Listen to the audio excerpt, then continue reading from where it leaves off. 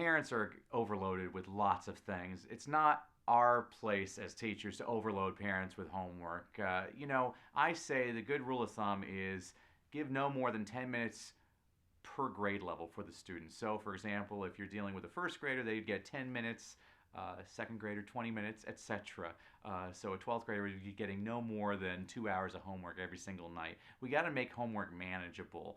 Now, homework used to drive me nuts as a teacher, and I decided it wasn't my responsibility. It was parents' responsibility. And so, what I started doing at our Friday town hall events was we would preview what was happening for the next week and review what had happened the previous week. And I didn't actually look at the homework. What I started doing is I would send home homework signature sheets with the homework on every single day, and parents just had to sign their name next to the day that their child did the homework. I would look every single day at my kids' homework sheets to make sure that they had the signatures of their parents, and I collected those for 39 school weeks. And so if the kids started struggling, I'm like, well, you've signed off on this kid saying that they actually understood it.